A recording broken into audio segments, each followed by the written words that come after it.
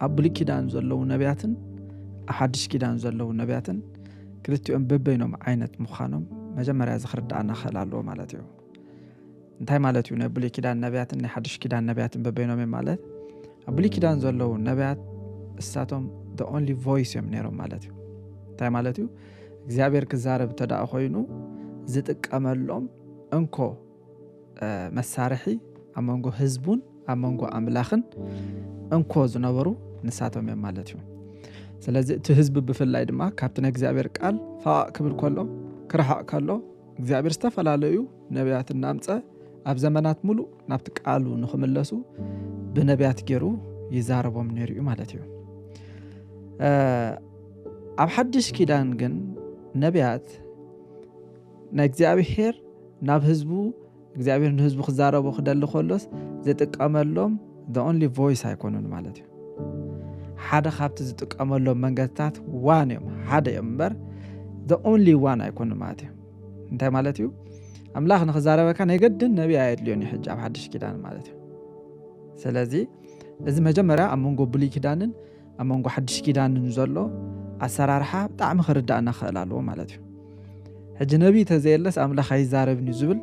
ሓድሽ ኪዳናዊ ዝኾነ ኣተሓሳስባ ኣይኮነን ማለት እዩ ሕጂ ብዙሕ ግዜ ሰብ ናብ ሓድሽ ኪዳን መፅኡ ኣብ ሓድሽ ኪዳን ኣትዩ ከበቃሲ እቲ ተሓሳስቡ ግን ገና ናይ ብሉይ ኪዳን ይዝኸውን ማለት እዩ ሕጂ ኣብ ሓድሽ ኪዳን ኮንካ ናይ ብሉይ ኪዳን ኣተሓሳስባ ምስ ዝህልወካ ኢኻ ናይ ከምዚ ዓይነት ነገራት ቪክቲም ትኸውን ማለት እዩ እዚ እቲ ቀዳማይ እዩ ማለት እዩ ካልኣይ ናይ ብሉይ ኪዳን ነቢያትን ናይ ሓድሽ ኪዳን ነቢያትን ክንሪኦም ከለና እቲ ናይ ብሉይ ኪዳን ነቢያት ስልጣናዊ ቃል እዮም ዝዛረቡ ማለት እዩ ማለት ዝዛረቡ ቃልሲ that's the final authoritative voice እዩ ማለት እዩ ኣብ ሓድሽ ኪዳን ዘለው ናይ ሓድሽ ኪዳን ነቢያት ግን እቲ ትንቢቶም ዝምርመር እዩ ማለት እዩ መርሚርካ ወይ ትቕበሎ ወይ ትነፅጎ ኢኻ ማለት እዩ ናይ ኣጋቦስን ናይ ጳውሎስን ከም ኤግዛምፕል ክትወስድዎ ትኽእሉ ኢኹም ማለት እዩ ከም ዝኽትከውን ኢኻ ዝኽትከውን ኢኻ ኣብ ኢየሩሳሌም ኢልዎ ኣይትኸይድ ኢሎሞ ጳውሎስ ግና ክሳዕ ሞት ተዳልዩ ዘሎ ኺሉ ካይዱ እዩ ማለት እዩ ኢየሩሳሌም ሕጂ ኣብ ሓድሽ ኪዳን ዘሎ ትንቢት ኩሉ ዝምርመር እዩ ማለት እዩ ዳትዋይ ዝኾነ ትንቢት ክመጽኡ ከሎሲ መርሚርካ ኢኻ ትቕበሎ ክትነጽጎም ሓላፍነት ኣለካ ማለት እዩ ሪጀክት ክትገብሮ ትኽእል ኢኻ ማለት እዩ ኦኬ ሳልሳይ ክርድኦ ዘለና ኣብ ብሉይ ኪዳን እቶም ሰባት እዮም ነቶም ነቢያት እቶም ነቢያቱን ይኸዱ እዮም ናብቶም ሰባት ግን ሰባት እውን ንእግዚአብሔር ድምፂ ክጠፍኦም ከሎ ንእግዚአብሔር ድምፂ ክርሕቆም ከሎ ነቢያት ኣሎ ኢሎም ሃሰው ይብሉ እዮም ማለት እዩ ዮሳፈጥ ከም ዝገበሮ ማለት እዩ ኣብ ሓድሽ ኪዳን ግን ንእግዚአብሔር ድምፂ ክንሰምዕ ተደሊና ነቢያት ኣሎ ኢልና ሃሰው እንተዳ ንብል ኣለና ኮይና ናይ ብሉይ ኪዳን ርእሲ እዩ ዘለና ማለት እዩ ኣብ ሓድሽ ኪዳን ንእግዚአብሔር ድምፂ ኣበይ ኣሎ ክንሰምዕ ተደሊና ሓደ ንእግዚአብሔር ቃል ኣለና ማለት እዩ እግዚአብሔር ቀጥታ ንዓና ዝዛረበና እቲ ፋይናል ቮይስ ኦፍ ጋድ ኢልና ንእግዚአብሔር ቃል ንቕበለና ካልኣይ ከዓ ንእግዚአብሔር መንፈስ ከዓ ኣባና ሓዲሩሎ እዩ ማለት እዩ ስለዚ ከም ሳልሳይ ከም ራብዓይ ኦፕሽን እግዚአብሔር ብነቢያት ገይሩ ክዛረበና ይኽእል እዩ ግን ንእግዚአብሔር ድምፂ ደሊና ግን ናብ ነቢያት ንኸደሉ ወላ ሓንቲ ሪዝን የብልናን ማለት እዩ ኣብዚ ሓድሽ ኪዳን ማለት እዩ ኢየሱስ ጎይታ እዩ ስለዚ ክንከይድ ኣለና ድዩ ናብኦም ንዝብል ሓሳብ ሓድሽ ኪዳናዊ ልምምድ ኣይኮነን ኣብ ሓድሽ ኪዳን ኮይኑ ሰብ ነቢያት እና ደለየ ክኸይድ ናብ ነቢያት ሞ ብኦም ድምፂ እሱ ሓድሽ ኪዳናዊ ዝኾነ ልምምድ ኣይኮነን እዚ ማለት ኣብ ሓድሽ ኪዳን ነቢያት የለውን ማለት ኣይኮነን ኣብ ሓድሽ ኪዳን ደለው ነቢያት ግን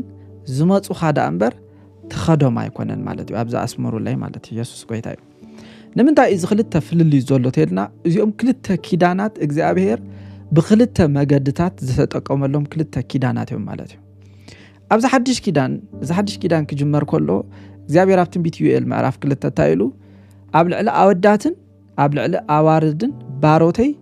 ካብ መንፈሰይ ከፍስስ ኢሉ ማለት እዩ ስለዚ ትንቢት ክንብል ከለና ብመሰረቱ ንእግዚአብሔር መንፈስ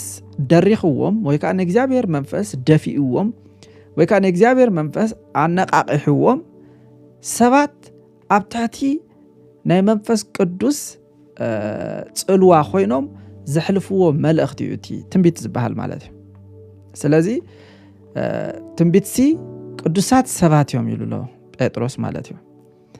ካላ ጴጥሮስ ምዕራፍ 1 ፍቅዲ 21 ትንቢት ዘበለ ወይ ከዓ ትመልእኽቲ ቅዱሳት ሰባት እዮም ብመንፈስ ቅዱስ ተደሪኾም ዝጽሓፍዎ እምበር ከተፋጽ ድታማቲ ትደራኽ መን እዩ መንፈስ ቅዱስ እዩ ማለት እዩ ስለዚ ንመንፈስ ቅዱስ መጽሓፍ ቅዱስ መንፈስ ትንቢት ይልወሎ ማለት እዩ አብራ ዮሐንስ ምዕራፍ 19 ፍቅዲ 10 አነ ኸ ክሰግድ ኢለ ኣብ ቅድሚኡ ኣጋሩ ፍግም በልኩ ኢሉ ንሱ ድማ ከይትገብሮ ተጠንቀቕ ምስክር ኢየሱስ እቲ መንፈስ ትንቢት ይሞ ኢሉ ማለት እዩ ስለዚ እቲ ምስክር ኢየሱስ እቲ መንፈስ ወይ ከዓ መንፈስ ቅዱስ ሓደ ካብቲ ተጸዊዕሉ ዘሎ መንፈስ ክርስቶስ መንፈስ አምላኽ መንፈስ ቅዱስ እንዳበለ መጽሓፍ ቅዱስ ንመንፈስ ቅዱስ ተፈላለየ ዓይነት ኣስማት ይቦ ካብቲ ሓደ ተጸዊዕሉ ዘሎ ስም ናይ ትንቢት መንፈስ እዩ ዝብሎ ማለት እዩ ንመንፈስ ቅዱስ ሕጂ ናይ ትንቢት መንፈስ እዩ ክብሎ ከሎ ታይ ማለት እዩ ሰባት ትንቢት ኣምፂና ክብሉ ከለው ኣብ ታሕቲ ጋይዳንስ ናይ መንፈስ ቅዱስ ኮይኖም እዮም እንታይ ዝገብሩ ዘለው ማለት እዩ ዝንበዩ ዘለው ማለት እዮም ብኻልእ ኣዘራርባ ስለዚ እቲ መንፈስ ቅዱስ እዩ በቶም ሰባት ገይሩ ዝዛረበካ ዘሎ ማለት እዩ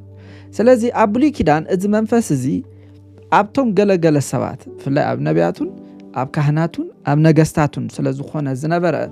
ብኣቶም ኣቢሉ እግዚአብሔር ድምፁ ዘምጽእ ነይሩ ማለት እዩ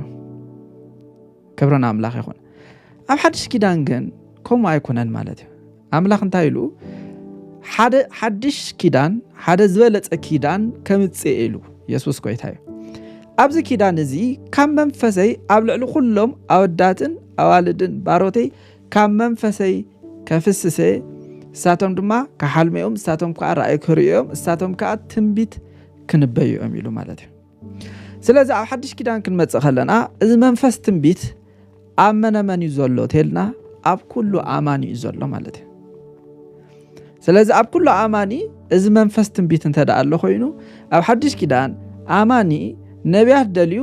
ኣብ ነቢያት ኣብ ያለው እንዳበሉ ተዳ ዝኸይድ ኣሎ ኮይኑ እሱ አይደንቲቲ ክራይሲስ እዩ ማለት እዩ ምክንያቱ እቲ ኣብ ውሽጡ ዘሎ እቶም ዝደልዮም ዘሎ ነቢያት ሲ ካብቲ ሒዝዎ ዘሎ መንፈስ ዝሓይሽ መንፈስ የብሎምን ማለት እዩ ምክንያቱ እቲ ኣባና መፂ ዘሎ መንፈስ ዝዛረብ ዝመርሕ ዝምዕድ ዝመክር ዝግስጽ እዩ ማለት እዩ ስለዚ ናይ እግዚአብሔር ድምጽ ደሊኻ ኣብ ሓድሽ ኪዳን እንታይ ኣይክወን እዩ ነቢያት ኣብ ያለው እንዳበልካ ኣይክየድን እዩ ማለት እዩ ነገር ግን ነቢያት ግን ናብቲ ስኻ ዘለኻዮ ስፍራ መጽኦም ግን መልእኽቲ ግን ክቡኻ ይኽእሉ እዮም ዝቡኻ መልእኽቲ ከዓ ከም ቃል ኣምላኽ መርሚርካ እንተስ ክትቀበሎ እንተስ ክትነጽጎ ኣባኻ እዩ ዝምርኮስ ማለት እዩ ስለዚ ኣነ ተቃዊመ ሰባት ናብ ነቢያት ትንቢት ደልዮም ናብ ነቢያት ክኸዱ የብሎምን ኣብዚ እዩ ዘሎ ትዛዕበየ እንታይ ዝበሃል ማለት ኮራፕሽን ማለት እዩ ትዛዕበየ ኮራፕሽን እንታይ እዩ ብዙሓት ሰባት ከዓ ተኾይኖም ከምዚ ዓይነት ቪክቲም ዝኾኑ ብዙሓት ግዜ ሰባት ነቢያት ደልዮም ናብ ነቢያት ክኸዱ ከለዉ ኢንፎርሜሽኖም ይጽሕፉ ቴሌፎን ናምበሮም ይጽሕፉ ቅድሚ ናብቲ ጉባኤ መምጽኦም ማለት እዩ ካብ ከምዚ መጽእ ኢሎም ኢንፎርሜሽኖም ይሕብሩ እዮም ማለት እዩ ስለዚ ኣብ ብዙሕ ስፍራታት ነዚ ኢንፎርሜሽኖም ብምጥቃም ቁጥሪ ቴሌፎኖምን ሽሞምን ሽመቦኦምን ሽመዲኦምን ይነግሩዎም እሞ ነዚ ከም ትንቢት ገይሮም ቆጢሮም እግዚአብሔር ኣብ ስፍራ ዘሎ እንዳበሉ ልቦም ዝተሰብረ ካብ ኣምላኽ ዘይኮነ መልእኽትታት ከዓ ኣምላኻዊ መልእኽትታት መሲልዎም ጌጋ ዝኾነ ውሳነታት ዝወሰኑ ማዕለያ ዘይብሎም ሰባት ኣለዉ ማለት እዩ ካብቲ ሓደ ዝዓበየ ፀገም ዝኸውን ነቢያት ደሊኻ ክትከይድ ከለኻ ናይ ከምዛ ዓይነት እንታይ ቪክቲም ኢኻ ትኸውን ማለት ናይ ከምዛ ዓይነት ኣሰራርሓ እንታይ ትኸውን ቪክቲም ትኸውን ማለት እዩ ምክንያቱ ክትከዶም ከለኻ መልእኽቲ ደሊኻ ከም ትመጽእ ዘለኻ ስለ ዝፈልጡ ንዓኻ ከዓ መልእኽቲ ከምጽልካ ኣለዎም ማለት ሕጂ እቲ ዝዓበየ ሽግርታ እዩ ኣምላኽ ኣብ ዝደለዮ ዝዛረበካ እምበር ተዛረበኒ ኢልካ ተዛረቦ ኣምላኽ የለን ማለት እዩ እግዚአብሔር ልዕላዊ እዩ ክንብሎ ከለና ኣምላኽ ክደሊ ከሎ እዩ ዝዛረብ እምበር ኣነ ስለ ዝደለኹ ዝዛረብ ኣምላኽ የለን ማለት እዩ ሕጂ ብዙሓት ሰባት ናብ ነቢያት ክኸዱ ከለዉ እግዚአብሔር ክዛረበና ኢሎም እዮም ዝኸዱ ማለት እዩ ሕጂ ዝዝንጉዕዎ ዘለው እንታይ እዩ ሓደ ናይ እግዚአብሔር ቃል ናይ ትንቢት ቃል ምዃኑ ይዝንጉዕዎ እዮም ካልኣይ ታዋም ዘሎ መንፈስ ዝዛረብ መንፈስ ምዃኑ ይዝንጉዕዎ እዮም ሳልሳይ ከዓ ናብቲ ዝኸድዎ ዘለው ነቢይ ከዶምሲ እግዚአብሔር ሱቕ ክብል ከም ዝኽእል ይዝንጉዕዎ ማለት እዩ ስለዚ እዚ ነቢይ እዚ ከዓ ብዙሕ ክሌም ንሰሚዕና ማለት እዩ ኣነ ትንቢት ዘይስሕት ነቢየ ኣነ ሻርፕ ሹተሬ ኣነ አርፒጂኤ እንዳበሉ ሕጂ ትንቢት ዝበሃል ነገር ኩሉ ግዜ ቅዱሳት ሰባት መንፈስ ኣምላኽ ምስ ደረኾም እዮም ዝዛረቡ ማለት እዩ ወላ ብሉይ ኪዳን እግዚአብሔር ተዘይተዛሪቦም ኣይዛረቡኻን እዮም ማለት እዩ ራይት ሕጂ ግን እቲ ሽግር ትንቢት ደሊኻ ክትከድ ኩላ እቲ ህዝቢ ትንቢት ደልዩ ይመጽእ ከም ዘሎ ስለ ዝፈልጡ ታገብሩሉ ኣለዎም ድሌታቱ ጠለባቱ ከማልኡሉ ኣለዎም ማለት እዩ ስለዚ ናብ ዝተፈላለየ ዓይነት ስሕተትን ናብ ዝተፈላለየ ዓይነት ኤረርን ናብ ዝተፈላለየ ዓይነት ምፍራስን እዩ ዝኸይድ ከምዚ ዓይነት ኣካይዳ ማለት እዩ ስለዚ ብሓድሽ ኪዳን ነቢ እንተደኣ ክመፀካ ደልዩ እግዚኣብሔር ነቲ ነቢ ናብቲ ስኻ ዘለኻዮ ሎኬሽን ክሰዶ እዩ ማለት እዩ ስለዚ ብዙሕ ከርተት ምባል ኣየድልየካን እዩ ምክንያቱ እቲ ተምልኾ ኣምላኽ ካባኻ ርሑቕ ስለ ዘይኮነ ማለት እዩ ምክንያቱ ሮሜ ምዕራፍ 10 ንሰማይ መን ከይዱ ከምፃልና ኣይትበል ኣብ ሰማይ ኣይኮነን ንጥልቅኻ ኣመን ወሪዱ መን ከውርደሊ ኣይትበል ኣብ ታሕቲ ጥልቅኻ ኣይኮነን እቲ ቃል ኣብ ኣፍካ ናብ ልብኻን ኮይኑ ቀሪብልካ እዩ ይብለና ማለት እዩ ኢየሱስ ጎይታ እዩ ስለዚ ኣመንቲ እግዚአብሔር ቀረቦም ምዃኑ ኣባታቶም ከም ዘሎ ኣብ ውሽጦም ከም ዘሎ ክፈልጡን ክሓስቡን ክኽእሉ ኣለዎም ማለት እዩ ካልኣይ ክህነት ክልወጥ ከሎ ምልዋጥ ሕጊ ከዓ ክኸውን ብግዲ እዩ ዝብል መጽሓፍ ቅዱስ ሪኢኹም ኣለኹ ዕብራውያን 7:12 እንታይ ይብል ማለት ክህነት ካብ ዝልወጥ ምልዋጥ ሕጊ እውን ብግዲ እዩ ኢሉ ኣሎ ማለት እዩ ሕጂ እግዚአብሔር ክህነት ክልውጥ ከሎሲ ከም ማዕረግ መልከ ጸደቕ ዝኾነ ሓደ ሊቀ ካህን ገይርልና ኣሎ ኦኬ ምልዋጥ ሕጊ ከዓ ብግድን ኢሉ ኣሎ ማለት እዩ ሕጂ ኣምላኽ ከምቲ ናይ ብሉይ ኪዳን ኣይኮነን ዝሰርሕ ማለት እዩ ሕጂ ብዙሕ ሰባት ዝጋገይዎ ኣብዚኦም ማለት እዩ ብዙሓት ነቢያት ኢና ኢሎም ዝሓስቡ ከዓ እሳቶም ኦንሊ እግዚአብሔር ኣፍ ኣምላኽ ኢና ይብሉኻ ማለት እዩ ኣብ ሓድሽ ኪዳን ነቢያት ኣፍ ኣምላኽ እዮም ዝብል ኮንሰፕት የለን ማለት ኣፍ ኣምላኽ እንታይ ማለት እዩ ኣነ ቃል ኣምላኽ ክዛረብ ከለኹ ኣፍ ኣምላኽ እየ ኩሎም ውሉድ ኣምላኽ ማለት እዩ ብክርስቶስ ኢየሱስ ዝኣመኑ መንፈስ ቅዱስ ከዓ ዝተቐበሉ ንእግዚአብሔር ቃል ክዛረቡ ከለዉ ኣፍ ኣምላኽ እዮም እግዚአብሔር ይዛረብ ዘሎ ካልኣይ ቆሮንጦስ ምዕራፍ 5 ካብ 19-21 ዘሎ ከድኩም ተዳሪእኹሞ ስለዚ ኣምላኽ ማዕና ገይሩ እንታይ ይገብር ኣሎ ይምዕድ ኣሎ ኢሉ ማለት እዩ ሕጂ ኣብ ሓድሽ ኪዳን ነቢያት ኣፍ ኣምላኽ እዮም ዝብል ኮንሰፕት እሱ ሓድሽ ኪዳናዊ ዝኾነ ምህሮ ኣይኮነን ብሉይ ኪዳን ግን ከምቲ ዝበልኩኹም እቲ መንፈስ ኣባታቶም ጥራይ ስለ ዝነበረ እሳቶም ኣፍ ኣምላኽ እዮም ማለት እዩ ስለዚ ናይ ብሉይ ኪዳን ሓሳብ ናብ ሓድሽ ኪዳን ንእቲና ካዮስ ክንፈጥር የብልናን ማለት እዩ ኣብ ሓድሽ ኪዳን ብምሉኦም ውሉድ ኣምላኽ ቃል ኣምላኽ ዝምህር ዘበለ ኩሉ ቃል ኣምላኽ ዝዛረብ ዘበለ ኩሉ ኣብቲ ቃል ኣምላኽ ዝዛረበሉ ግዜ እግዚአብሔር በቲ ሰብ ገይሩ እንታይ ዝገብር ዘሎ ዝዛረብ ዘሎ ማለት እዩ ዋይ መንፈስ ኣምላኽ ጥራይ ዘይኮነ ናይ ትንቢት መንፈስ እቲ ቃል ኣምላኽ ንባዕሉ ናይ ትንቢት ቃል እዩ ማለት እዩ ወይ ከዓ እቲ ናይ እግዚአብሔር ቃል እንታይ እዩ ትንቢታዊ ዝኾነ ቃል እዩ ጴጥሮስ ኣዝዩ ዝጸንዐ ቃል ትንቢት ኣለና እዩ ዝብሎ ማለት እዩ ስለዚ ክህነት ተለዊጡ ሕጊ ተለዊጡ ኣሰራርሓ ተለዊጡ ኪዳን ተለዊጡ ክነሱሲ በቲ ናይ ብሉይ ኪዳን ኮንሰፕት ተዳ ነቢያት ደሊኻ ትኸይድ ኣለኻ ኮንካ ተጋጊኻ ኢኻ ዘለኻ ማለት እዩ ጌጋ ዓይነት ልምምድ እዩ ናብ ብዙሕ ዓይነት ኤረር ከዓ እዩ ዘውድቕ ማለት እዩ ኢየሱስ ጎይታ እዩ ግብረ ሐዋርያት ምዕራፍ 2 ፍቅዲ 18 ጴጥሮስ ታይሉ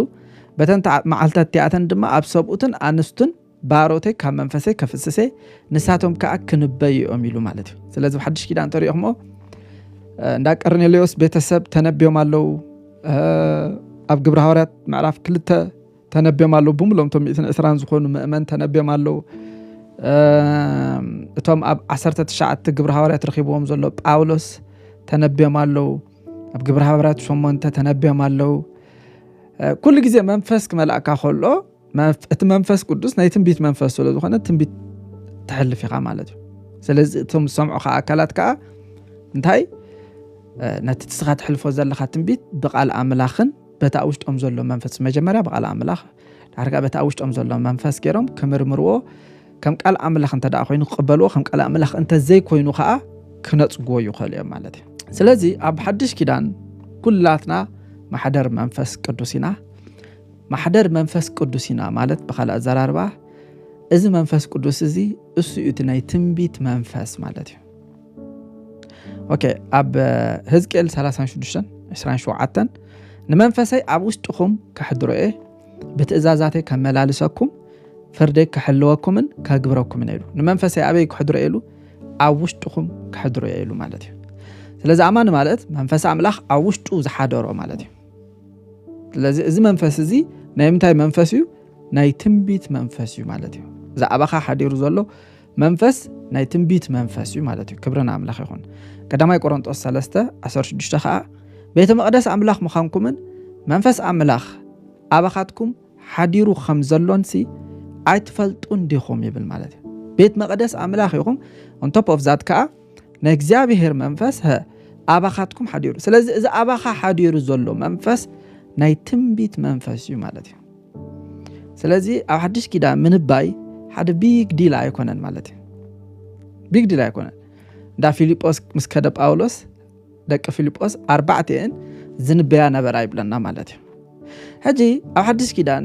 ነቢ ሓደ ፍሉይ ሰብ ጌርና ንስእሎ ዘለና ብናይ ብሉይ ኪዳን ኮንሰፕት ስለ ንሪኦም ዘለና እዩ ማለት እዩ ምክንያቱ ንሕና ኢና ኣብ ሓድሽ ኪዳን ዘለና እምበር ኣተሓሳስባና ገና ብሉይ እዩ ዘሎ ማለት እዩ ምክንያቱ ነቢ ፍሉይ ሰብ ኣይኮነን ኣብ ሓድሽ ኪዳን ፍሉይ ፀጋ ዘለዎ ሓውና እዩ ማለት እዩ ስለዚ ከምቶም ምእመናት ኣብ ምእመን ደሎ ናይ መምዓድ ፀጋ ኣሎ ናይ ምምካር ፀጋ ኣሎ ናይ መምሃር ፀጋ ኣሎ ናይ መሃብ ፀጋ ኣሎ ዝተፈላለዩ ዓይነት ክፍለ ኣገልግሎት ዝኾነ ፀጋ ኣሎ ወንጌል ናይ ምስባኽ ፀጋ ኣሎ ናይ ጉስነት ፀጋ ኣሎ ቤተክርስቲያን ዝተፈላለዩ ዓይነት ፀጋ እዩ ዘሎ ሓደ ካብቲ ፀጋ ናይ ትንቢት ፀጋ እዩ ማለት እዩ it's a grace ስለዚ ፍሉይ ዝኾነ ፀጋ ዝበሃል ኣብ ሓድሽ ኪዳን የለን ዝተፈላለዩ ዓይነት ፀጋ እዮም ዘለው መንፈስ ኣምላኽ ክሰርሕ ክደሎ ከሎ ከዓ ኣብቲ መንፈስ ኣምላኽ ዝደረኾ ግዜ መልእኽቲ ክሕልፉልካ ይኽእሉ እዮም ማለት እዩ ክብርና ኣምላኽ ይኹን ትንቢት ደሊኻ ግን ናብ ሰባት ዝኽየደሉ ዓይነት ዲስፐንሴሽን ኣይኮናን ዘለና ማለት እዩ ኣብዚ ብጣዕሚ ክንጥንቀቕ ክንክእል ኣለና ማለት እዩ ኢየሱስ ጎይታ እዩ ኦኬ ኣብ ሓድሽ ኪዳን ናይ እግዚአብሔር መንፈስ ኣብ ማእከል ማሕበሩ ስለ ዝኾነ ማለት እዩ ኩሉ ግዜ ክነስተውዕሎ ዘለና ትንቢት ክበሃል ከሎ ካብ ጅቦኦም ኣይኮኑን ዝነግሩኻ ማለት እዩ ናይ ሓቂ ጀኒውን ዝኾነ ናይ እግዚአብሔር ትንቢት እንተደኣ ኮይኑ ካብ ጅቡ ይኮነን ዝነግረካ ወይ ከዓ ዝመስሎ ዝስምዖ ይኮነን ዝነግረካ ከም ዝብሎም ንሪኦ ዘለና መብዛሕትኡ ትንቢት ዝበሃል ዘሎ ዝመስሎ ዝተሰምዖ ገለ እምበር እግዚአብሔር ዝበሎ ይኮነን ማለት እዩ ናይ ብሓቂ ጀኒውን ዝኾነ ትንቢት እንተደኣ ኮይኑ ግን ኩሉ ግዜ እዚ ናይ እግዚአብሔር መንፈስ ወይ ከዓ እዚ ናይ እግዚአብሔር ሓልወት እዚ ናይ እግዚአብሔር ፕሬዘንስ ኩሉ ግዜ ኣብ ማእከል ማሕበሩ ኣሎ ማለት እዩ ሕጂዞም ትንቢት ደልዮም ናብ ዝኾነ ቦታ ዝኸዱ ሓደ ድንቁርና እዩ ማለት እዩ ብዛዕባ ሽግሮም ድንቁርና እዩ ዋይ ቦታ ብምቕያር እግዚአብሔር ኣይዛረበካን እዩ ከምኡ ዓይነት ኣምላኽ ኣይኮንካን ተመልኽ ዘለኻ ወይ ከዓ ካብዚ ጋና ስለዚ ኸድካ ኣብ እግዚአብሔር ይዛረበካ ማለት ኣይኮነን ውሉድ ዶ ይኮንካን ኢኻ እግዚአብሔር ደሊኻዮ ኣባ ኣቦ ኢሉ ፅዋዕ ናይ ወዲ መንፈስ ናብ ልብና ለኣኹ እዚ መንፈስ እዚ እንታይ ዓይነት መንፈስ ድዩ ሕጂ ብዙሕ ግዜ በዚ ከምዚ ትሬን ስለ ዘይኮነ እምሮና ኢና ከምቶም ኣብ ብሉይ ኪዳን ዘለው ነቢያት ደልዮም ከርተት ዝብሉ መንፈስ ኣምላኽ ዘይነበሮም ሰባት መንፈስ ኣምላኽ ሃሊና ክነስና ከርተት ንብል ማለት እዩ እዚ ከዓ ዝዓበየ ፀገምና እንታይ እዩ ድንቁርና እዩ ማለት እዩ ምክንያቱ ከምቲ ካብ ፀልማት ብርሃን ዝበልፅ ፍልጠት ከዓ ካብ ድንቁርና ከም ትበልፅ ተመሊሰ ረኣኹ ኢሉ ሰሎሞን ማለት እዩ ስለዚ ሰሎሞን እንታይ ኢሉ ከምቲ ብርሃን ካብ ፀልማት ዝበልፅ ፍልጠት ከዓ ካብ ድንቁርና ከም ትበልፅ ተመሊሰ ኣስተውዓልኩ ወይ ከዓ ተመሊሰ ረኣኹ ኢሉ ማለት እዩ ስለዚ ናይ ብዙሕ ኣማን ሽግር ኣጋንንቲ ኣይኮኑ መናፍስቲ ኣይኮኑ ገለ ኣይኮኑ ንእግዚአብሔር ቃል ወይ ከዓ ንናይ እግዚአብሔር ቃል ዘለዎ ሕፅረት ወይ ከዓ ዋሕዲ ፍልጠት እዩ ማለት እዩ እዚ ንብዙሕ ሰብ ነቢያት ኣብያ ኣለዉ እንዳበሉ ከምዚ ኸይድ ዝገብሮ ዘሎ ማለት እዩ ክብርና ኣምላኽ ይኹን ስለዚ ኣብ ሓድሽ ኪዳን መጀመርያ ናይ እግዚአብሔር መንፈስ ኣብ ጉባኤና ከም ዘሎ ክንኣምን ኣለና ክነስተውዕል ኣለና ማለት እዩ ኣብ ጉባኤና ኣሎ ማለት ከዓ ይንቀሳቀስ እዩ ማለት እዩ ብካልእ ኣዘራርባ ዝንቀሳቀስ ዝዛረብ ዝዓይ ዝሰርሕ እዩ እዚ መንፈስ እዚ ማለት እዩ ኢሉ ኣይድል ዝኾነ ዘይዛረብ ኣይኮነን ማለት እዩ ክብርና ኣምላኽ ይኹን بمعلت قويتا بمنفس كونكو بدحري كا اتتريو زلخا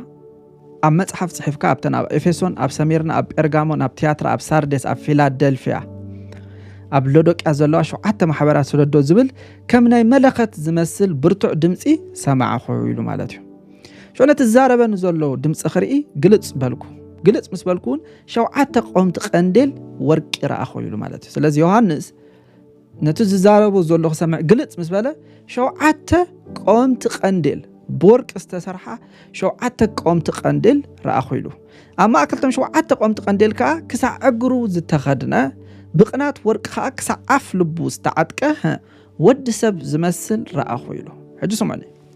إذن شوعت قومت قندل تنشوعت محبرات أملاخين مالتي زياتن أبزلع علم نزلوا محبرات represent زجبرا محبراتين أما أكل زن محبرات انتايلو كسع عف لبو زتعتك إلو مالتي ود سب زمسل رأخيلو تاي مالتي نجزابير دمص كل جزء أما حبرو الله مالتي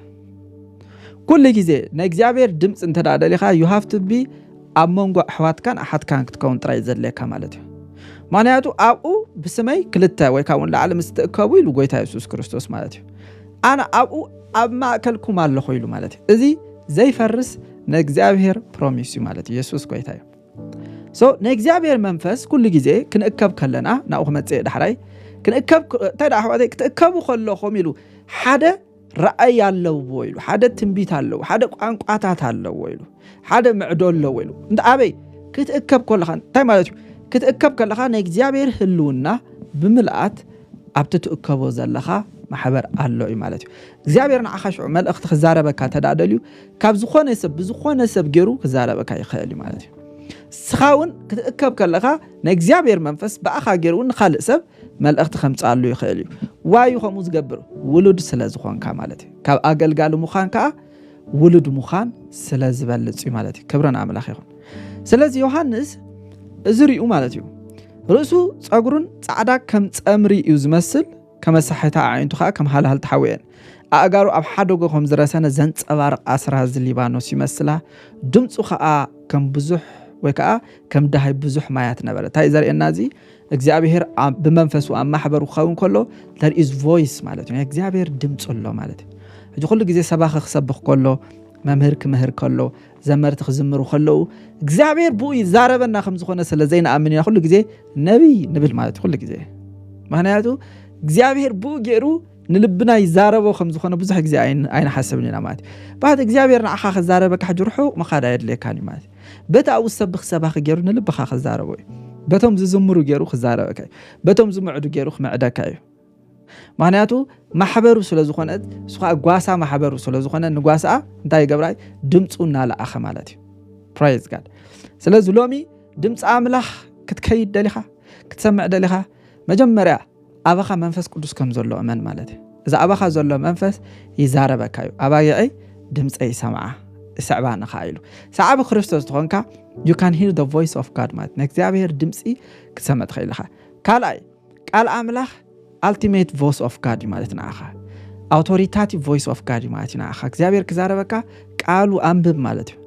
እግዚአብሔር በትቃሉ ገሩ ይዛረበካ ማለት በትቃሉ ገሩ ይመዕደካ በትቃሉ ገሩ ይግስጸካ በትቃሉ ገሩ ይመርሐካ በትቃሉ ገሩ እንታይ ክትገብር ከም ዘለካ ክሳዕ ትፈልጥ ይገብረካ ማለት ካልኣይ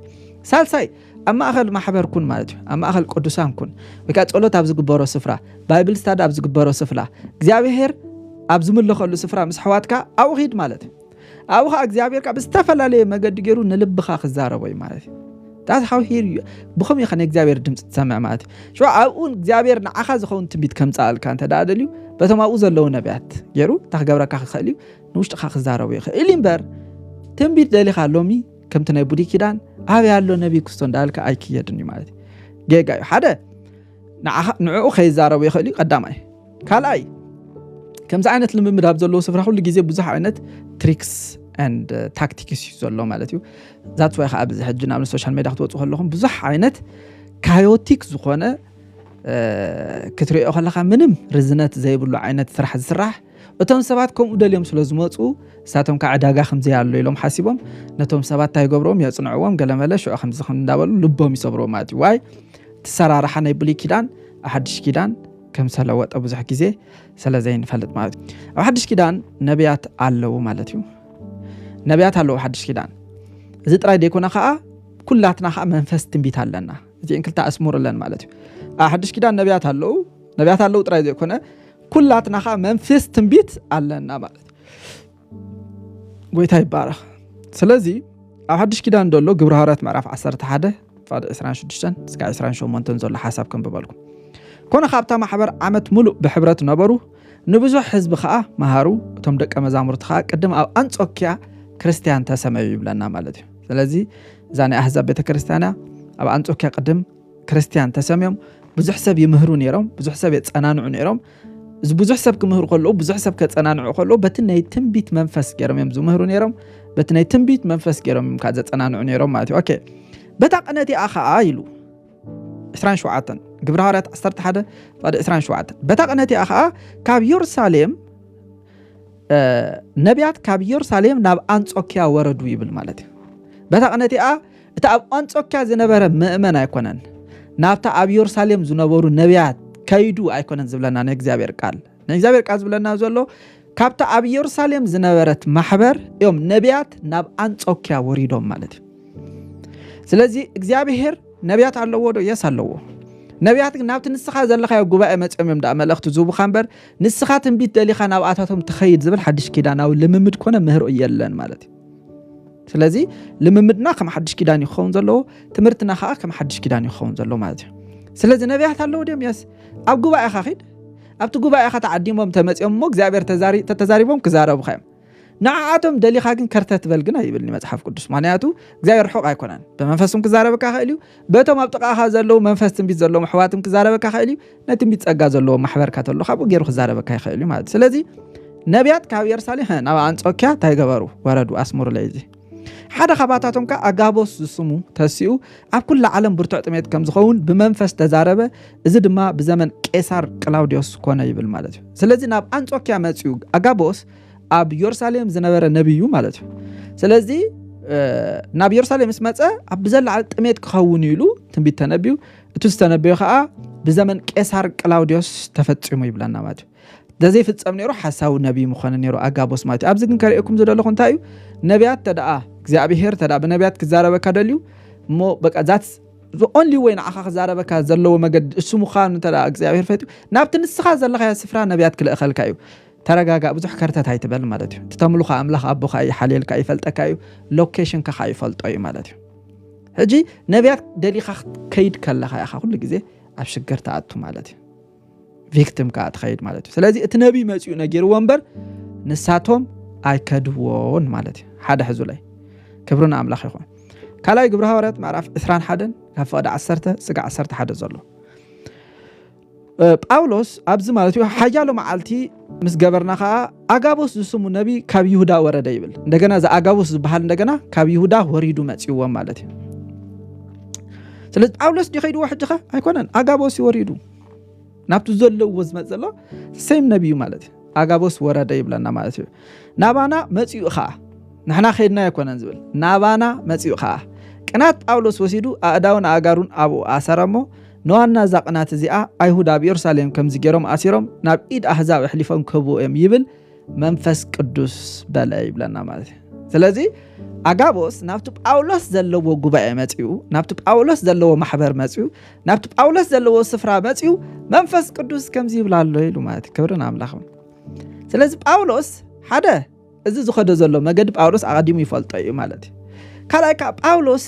ምርሕነት ደልዩ ናብ አጋቦስ ከርተት ክብል ከሎ ኣይትርእይዎን ኢኹም ማለት እዩ ስለዚ እግዚአብሔር እንተደኣ ነቢይ ገይሩ ክዛረበኩም ደልዩ እግዚአብሔር እንተደኣ ነቢይ ክልእኸልኩም ደልዩ ናብቲ ስኻትኩም ዘለዎ ስፍራ ክልእኹም እዩ ነቢያት እንዲኦም መልእክተኛታት እንዲኦም they will come to where you are ማለት እዩ ሳልሳይ ግብረ ሐዋርያት ምዕራፍ 13 ከዓ ንርአ ማለት እዩ ኣብታ ኣብ አንጾኪያ ዝነበረት ማሕበር ከዓ ነቢያትን መምሃራንን ነበሩ ይብለና ማለት እዩ በርናባስ ነገገር ተባህለ ስምዖንን ሉኪዮስ በዓል ቅነረን እቲ ምስ ሄሮዶስ በዓል ርባዕ ሽማት ዝዓበየ ማናይን ሳውልን ማለት እዩ እዚኣቶም ንእግዚአብሔር ከገልግልዎን ክጾሙን ከለዉ ከዓ መንፈስ ቅዱስ ይብለና ሕጂ ናይ ከድዎን ማለት እዩ ንእግዚአብሔር ከገልግልዎ ከለዉ ክጾሙ ከለዉ ክጽልዩ ከለዉ ሓቢሮም ዕዮ ጎይታ ክጽገብሩ ከለዉ መንፈስ ቅዱስ ንጳውሎስን ንበርናባስን ነታ ኣነ ጽዋዕኽዎም ዕዮ ፍለዩለይ በሎም ይብለና ሽዑ ጾሙን ጸለዩን ኣእዳዎም ከኣንቢሮምሎም ሰደድዎም ይብለና ማለት እዩ ስለዚ እዚኦም እውን ሕጂ ናይ እግዚአብሔር ድምፂ ደልዮም ከርተት ኣይበሉን ማለት እዩ እናጸለዩ ከለዉ ነቢያት ኣለዉ ስለዚ ፕሮፌት ክስቶ እግዚአብሔር ታይብላሎ እንዳበሉ ይኮኑን ክስታይ ዝገብሩ ነይሮም ይጸልዩ ነይሮም ኩላቶም ናይ ትንቢት መንፈስ ኣለዎም ኩላቶም ውሉድዮም ኩላቶም መንፈስ ኣምላኽ ኣለዎም እናጸለዩ ከለዉ እንዳገልገሉ ከለዉ ዕዮ ኣምላኽ እንዳዓየዩ ከለዉ ግን መንፈስ ቅዱስ ክዛረብ ምስ ደለየ ብድንገት ብድድ ኢሉ بمن مخانا أي نجرناني جن بحدا خباتاتهم يو نباقولوس برناباسن يلو نتعاند صواعكم عيوف ليلو آمين أيبلون immediately مالته بزعبات الزمات تنبيت تسأليون صومون يبلنا مالته شعو كونفيرمس قبرو إذا تنبيت إذا حكيو إذا تنبيت إذا خام منفس قدسيو باولوس برناباسن كلا أخذ لهم نبتمنا أحزاب بوتاتات إلهم مسوسنو إيداتهم أمبرو لهم شعو أفانو وميبلنا كبرنا أملاخ يقول سلازي እግዚአብሔር كزاربه ካደ ለኻ ብዙሕ ከርተታ ይድለካን ይሐድሽ ኪዳን ጾም ጸሊ መስዋዕት ሕብረት ግበር እግዚአብሔር ተዳኸፈለ ካደልዩ በቶም አው ዘሎ ሕዋት ገሩ መንፈስ ቅዱስ ከምዚ ይብላለሁ ለካይ ማለት በቶም አገልገልት ገሩ ከዛረበካይ ማለት በቃ ጸሊ ጾም ቃል አምላኽ አንብብ መስዋዕት ሕብረት ግበር መንፈስ ቅዱስ በአቶም ገሩ ከዛረበካይ ምክንያቱ አባና ዘሎ መንፈስ ናይ ትንቢት እቲ መንፈስ ተቀቢልካ ያዘለኻ መንፈስ ባዕሉ ናይ ትንቢት መንፈስ ቅዱስ እዩ ማለት ዝዛረብ ዝመርሕ ዝምዕድ እዩ ማለት ስለዚህ አብዙን ሐዋርያት እንታይ ደልዮም ትንቢት ደልዮም ከርተት ክብሉ ከለው አይትሪእዎም ንኹም ማለት እንደገና መበራብ አይካ እንዳ ፊልጶስ ወንጌላው ኸአ በዓል ጳውሎስ ከለው ኸአ እንታይ ገሩ ፊልጶስ ወንጌላው 4 ዝንበያ ውሉድ ነይረኖ ይብለና አብኡ ከለው ኸአ እንደገና ነቢያት መጽኦም ከአው ኸአ ትንቢት ከም ዝሃብዎም ከአ ንርኢ ማለት ክብረና አምላኽ ይኹን ስለዚህ በቃ እግዚአብሔር ትንቢት ክበካ ደልዩ ኣብቲ ዘለኻዮ መጽኡ ትንቢት ዝበቃ እዚ ሓድሽ ኪዳን አውል ልምምድ ማለት ኣብ ሓድሽ ኪዳን ትንቢት ደልዩ ካ ሓደ ስፍራ ናብ ሓደ ስፍራ ዝኸደ ሰብ የለን ማለት ስለዚህ ጴጥሮስ ቀዳማይ ጴጥሮስ ምዕራፍ 4 ዝነግር ተኾነ ከምቲ ቃል አምላኽ ዝብሎ ገይሩ ይንገር ኢሉ ዘገልግል ተኾነ በት አምላኽ ዝሃቦ ኃይሊ የገልግል ይሉ ማለት ስለዚህ ልምምድና ዝርብና መልእክትታትናን ርዲትናን መጽሐፍ ቅዱሳዊ ጥራይ ኮነ ሓድሽ ኪዳናው ኸውናሎ ማለት ምክንያቱ ኣብ ሓድሽ ኪዳን ኢና ዘለና ማለት ሎምሳድ ለብዙሕ ሰብ ብናይ ኣብ ሓድሽ ኪዳን ኮይኑሲ ናይ ብሉይ ኪዳን ብሉፕሪንት ዝኽተል ማለት ኣብ ብሉይ ኪዳን ዘሎ ናይ እግዚአብሔር አሰራርሓ ተኸትልካ ናይ ሓድሽ ኪዳን አገልግል ክትከውን አይትኸልኒሃ ማለት ምክንያቱ ናይ ፊደል ዘይኮነ ናይ መንፈስ አገልግልት ሓድሽ ኪዳን ክከውን ካልቲ ገርና ይኽብል ከሎ እቲ ናይ ብሉይ ኪዳን ናቱ ዝኾነ ስርዓት ኣለዎ ናቱ ዝኾነ አካይድ ኣለዎ ማለት ናቱ ዝኾነ መሪሕነት ኣለዎ ናቱ ዝኾነ ሲስተም ኣለዎ ማለት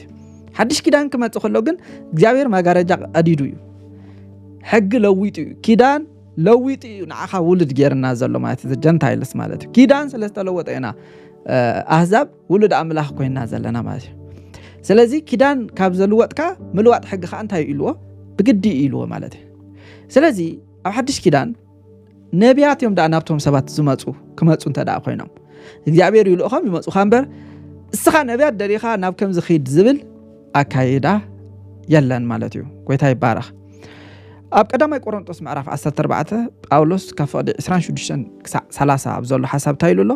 ኣሕዋተይ ታይዳይ ክትእከቡ ከለኹም ኢሉ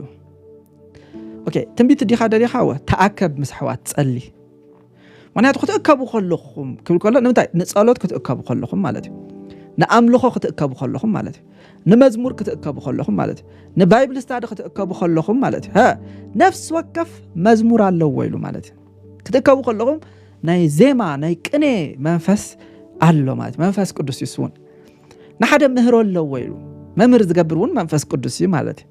ንሓደ ኸ ራእይ ኣለዎ ኢሉ ክብረና አምላኽ ይኹን ንሓደ ቋንቋ ኣለዎ ኢሉ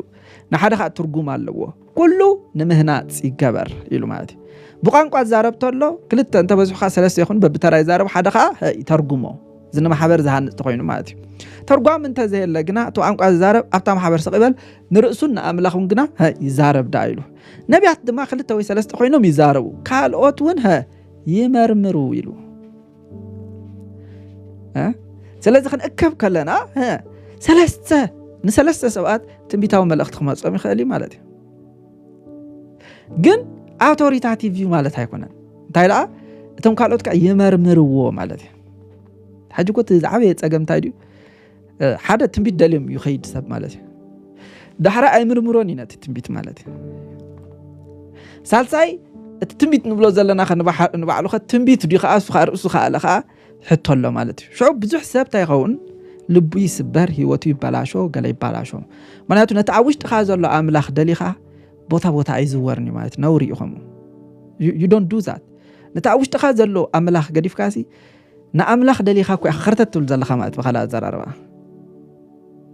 عين زرائس زجبرس أير إندو يلو إذن زجبرخ أي سمع إندو تعرف زجبرخ أي زارب إندو يلو مالتي لك خمت ساول كأ بزمن هوتو زي دليو እግዚአብሔር ሳሙኤል مسموته نعملاخ دليو نابطنق عليت كيدو مالتي بتبدلت خا موداتو أي صبقن مالتي سلازي نيت بلي كيدان دلو እግዚአብሔር ተጠቀመሉ እግዚአብሔር ካስተጻየፈ አሰራር ሐጅና ሐድሽ ኪዳን አምጺና ከምኡ ክንከይድ ንእግዚአብሔር ፍቃድ አይኮነን ንዓና ማለት እዩ ፕሬዝ ጋድ ስለዚህ ኣብ ሐድሽ ኪዳን ዓቢ ዝኾነ ሽፍት ኮይኑሎ ማለት እዩ ዕብራውያን ምዕራፍ 4 ፍቅዲ 16 ንእግዚአብሔር ቃል ታይብል መሲሉኩም 4:16 ክብረና አምላኽ ስለዚህ ምሕረት ምእንቲ ክንቀበል ብግዜ ጸባና ኸኣ ንረድኤትና ዝኸውን ጸጋ ክንቀበል ብትብዓት ናብቲ ዙፋን ጸጋ ንቕረብ ኢሉ ማለት እዩ ስለዚህ ንህይወትካ ዝኸውን ረድኤት ንህይወትካ ዝኸውን ድምጺ ንህይወትካ ዝኸውን ሓገዝ ተዳደሊኻ በቲ ዝተኸፍተልካ ሓድሽን ህያውን መገዲ ናብቲ ዙፋን ተቐርበሉ ተኸፊትልካ ስለ ዘሎ ማለት እዩ ብትብዓት ናብቲ ዙፋን ጸጋ እንታይ ንግበር ኢሉ ንቕረብ ኢሉ ማለት እዩ ቀረብ እግዚአብሔር ቀረባኻ እዩ ሕጂ ማለት እዩ እግዚአብሔር ርሑቕ አይኮነን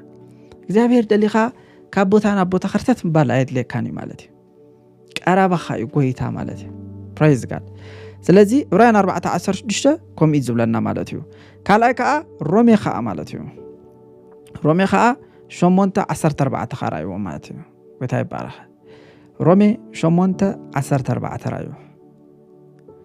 ንስኻትኩም ሲነት በኣ ኣባ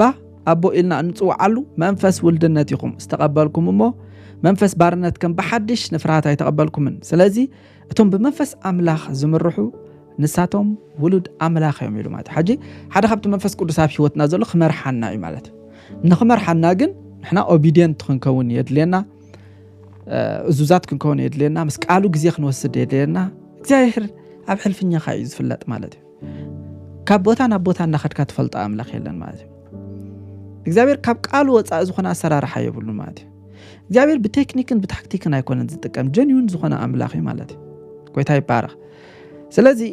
ናይ ባርነት መንፈስ አይተቀበልናን ኢሉ ማለት ባሪያ ይኹም ናብዚ ኸርተት ዝብል ማለት ውሉድ ግን ውሉድ እንዲኻ አቦኻ እንዲሁ ስኻ ግን ክትጽልኻለኻ ናብ ቤትካ እቶ ማዕጾኻ ኻዕጾ ኢሉ ነቲ ብግልጽ ዝርኢ አቦኻ ለምኖ ፕሬዝ ጋድ እዚኮ ኒው ቴስተመንት ፕሪቪሌጅ እኮ እዩ ኣብ ሓድሽ ኪዳን ከም ዳን ፕሪቪሌጅ እኮ የለን እግዚአብሔር ደሊኻ ናብ ቤትካ ኸይድ ኢሉ ነቢያት ደሊኻ ኸርተት በላ ይበለን እግዚአብሔር ማለት አምላኽካ ብነቢያት ክዛረበካ ተደልዩ ናብቲ ዘለኻዮ ስፍራ ከምጻልካ እዩ ማለት እስኻ ጥራይ ኣብቲ ክትርከቦ ዘለካ ስፍራ ተረከብ ኣብ ማሕበር ተረኸብ ኣብ ባይብል ስታዲ ተረኸብ ኣብ ጸሎት ተረኸብ ኣብ ገለ እግዚአብሔር ብሕብረት ኣብኡ ተረኸብ እግዚአብሔር ኣብኡ በቶም ኣገልገልቱ ገይሩ ክዛረበካ እዩ እዚ ጥራይ ኣይኮነን መጽሓፍ ቅዱስ እንዳንበብካ ጎይታ ክዛረበካ እዩ እና ጸለኻ ጎይታ ክዛረበካ እዩ ስለዚህ በሐድሽ ኪዳን ንሱ እዩ ናባኻ በር ንሕና ክንደልዮ ንዑ ሕጂ ከርተት ኣይንብልኒና ማለት እዩ ናይ መወዳእታ ካልኣይ ጢሞቴዎስ 3:16 ዘሎ ሓሳብ ሂበ ብኡ ክውድእ ማለት እዩ ጎይታ ይባረኽ ካልኣይ ጢሞቴዎስ 3:16 እቲ ናይ ኣምላኽ ሰብ ንሰናይ ግብሪ ዘበለ ፈጺሙ ተዳልዩ ፍጹም ምእንቲ ክኸውንሲ መንፈስ ኣምላኽ ዝነፈሶ ዘበሎ ጽሑፍ ንትምህርቲ ንተግሳጽ ንመቕናዕ ንጽድቅ ዝኸውን ምእዳብ ይጠቅም ኢሉ ማለት ስለዚህ ናይ ኣምላኽ ሰብ ዝብሎ ዘሎ ባይዘወይ ኣብ ሓድሽ ኪዳን ኣብ ብሉይ ኪዳን ናይ እግዚአብሔር ሰባት ዝበሃሉ ወይ ነቢዩ ወይ ንጉሲ ወይ ካህን እዩ ማለት እዩ ዳት ማን ኦፍ ጋድ ማለት እዩ ኣብ ሓድሽ ኪዳን ግን ማን ኦፍ ጋድ ዝበሃል መን ይተልኩምኒ ወይ ከዓ ወመን ኦፍ ጋድ ዝበሃል መን ይተልኩምኒ መንፈስ ኣምላኽ ዘለዎም ዘበሉ ኩላቶም ማን ኦፍ ጋድ እዮም ማለት እዩ ተሰማምዑ ዲዮም ሕጂ ግን ንሕና ማን ኦፍ ጋድ ንብሎ ንምንታይ ርእስና ብሉይ ኪዳን ስለ ዝኾነ ነቶም ኣገልገልቲ ኢና ማን ኦፍ ጋድ ንብሎ ናይ እግዚአብሔር ሰብ ማለት እኮ እዩ ማን ኦፍ ጋድ ወይ ከዓ ናይ እግዚአብሔር ዋንነቱ አምላኽ ዝኾነ ሰብ ወይ ከዓ ናይ አምላኽ ዝኾነ ሰብ ማለት እኮ ሕጂ ብዋጋ ዝተዓደገ ዘበለ ደም ኢየሱስ ክርስቶስ ዝፈሰሰሉ ዘበለ ብኽቡር ደም ኢየሱስ ክርስቶስ ዝተዓደገ ዘበለ ኩሉ ሕጂ ናይ መን እዩ ናይ አምላኽ እዩ ማለት እዩ ብዋጋ ተዓዲግኩም ኢኹም ስጋኹም ናይቲ ካብ አምላኽ ዝተቀበልኩሞ ኣባኻትኩም ከዓ ዘሎ መንፈስ ቅዱስ ከም ዝኾነ ናይ ርእስኹም ከዓ ከም ዘይኮንኩም ኣይትፈልጡን ዲኹም ኢሉ ማለት እዩ ስለዚ ኣብ ሓድሽ ኪዳን መን እዩ ማን ኦፍ ጋድ ንስኻ ኢኻ ማን ኦፍ ጋድ ኣብ ሓድሽ ኪዳን መን እዩ ውመን ኦፍ ጋድ ንስኻ ኢኻ ውመን ኦፍ ጋድ መን ንስኻ ኣብ ሓድሽ ኪዳን ዘለኹም ኩላትኩም ኣመንቲ مان اوف كاد يخما ناي املاخ سبات يخم مالتي سلازي ناي املاخ سب تقوينو حدا سب ناي املاخ سب دليو خرتتا يبلني ناي املاخ سب ندخا ناي املاخ سب دليو خرتتا يتبل بروخ سب يسوس كويتاي اغلغال دخا اغلغال تديو سخاون اغلغال يخا مالتي افسون 4 7 بمسفر وهبت كريستوس نغلغل سبا يكونن زبل ننفس وكف صقا توهيبولو يلو مالتي بروخات نتابخاتكم زلو صقا عشش ايتبلو እግዚአብሔር ካባና ርሑቅ አይኮነን ነናኮ ነታባና ዘሎ ነገር ቫልዩ አይኖቦኒና ሁሉ ጊዜ በቃ ርሑቅ ዘሎ ይዝናፍ በቃ ነናፍቅ በቃ ነው ዘሎ ማለት ገለመለ ቪዲዮ ንርኢ ዝንከባለሉ ገለመለ ንርኢ በቃ ደስ ይብለና ማለት ርሑቅ አይትፍተው ይሉ ሮሜ ምዕራፍ 11 ማለት ተቃል ኣብ አፍካ ኣብ ልብኻ ቀረባኻ ይሉ ማለት ስለዚህ ዝኔ አምላኽ ሰብ ንሰናይ ግብር ዘበለ ተዳልዩ ፍጹም እንትኸውን ኢሉ እንታይ ይዘድለሉ መንፈስ አምላኽ ዝነፈሶ ጽሑፍ ይዘድለሉ ማለት the word of god ይዘድለካ ራእይ ዮሐንስ ክሳዕ ዘፍጥረት ዘሎ ናይ እግዚአብሔር ቃል እንታይ ገብረካ ይኽእል እዩ ንምቕናዕ ኢሉ ማለት እዩ ንትምህርቲ for education ንተግሳጽ ንምቕናዕ በቃ ዝጎበጠ ነገር ካኸቅናዓካ ተለኻ the word of god كقناعك يخلنا እግዚአብሔር ቃል كقناعك يخلي ማለት ንጽድቅ ዝኸውን ምዕዳብ بصدق ክትመላለስ ተደላደሊኻ ዳይሬክሽን ተደሊኻ the word of god ዳይሬክሽን ከሆነካ ይخلي ማለት ዳዊት ይልዩ ቃልካ ንእግረይ መብራህቲ ንመገደይ ከብርሃን ይሉ ለማለት ጎበዝ ከመይ ጊሩ መገዱ ዘጽረዘን ከም ቃልካ በጥንቃቀ በመመለላስ ይሉ ማለት ጎይታ ኢየሱስ ጎይታ ስለዚህ ኣብ ሐዲስ ኪዳን ኮይና ናይ ብሉይ ኪዳን ርእሲ አይነ ሓዝ ማለት እዩ ስለዚህ ኣብ ሐዲስ ኪዳን አመንት ናብ ነቢያት ይኸዱዶ አይከዱንም እንታ ኮይኖም ዳ ዝኸዱ ናይ ብሉይ ኪዳን ርእሲ ስለ ዘለዎም ሙንታ ኢት መድሃኒት ሮሜ ምዕራፍ 12 ፈቃድ 1-2 እትሰናይን ባህ ዘብሉ ሙሉእ ፈቃድ አምላኽ እንታይ ምዃኑ ክትፈልጡ እትሰናይን ባህ ዘብሉ ሙሉእ ፈቃድ አምላኽ እንታይ ምዃኑ ክትፈልጡ ኢሉ بمحدث حسابكم تلوطوا ማለት بخمينا بمحدث حسابنا نلوط يعقوب 1:18 نخلو خفاءات رخصات نيوبلو نت نفسكم كدحنا زكالو تخل قال بغرهنت تقبلوا ይሉ ማለት تخل قال ይሏል ጴጥሮስ ካ እግዚአብሔር ሕያው ይምዃኑ ጥዕምኩም ተዳኹምኩም ሲ ብኡን ምድሓም እንት ከተዓቢ ነት ሕዋስ ዘይብሉ uncontaminated ዝኾነ መንፈሳዊ ጸባ ታግበር ወይሉ ባሃጉ ድለይ ወይሉ ማለት ኢየሱስ ጎይታ ስለዚህ ኣብ ሐዲስ ኪዳን አመንቲ ነቢያት ደልዮም ክዞሩ ሐዲስ ኪዳናው ልምምድ አይኮነን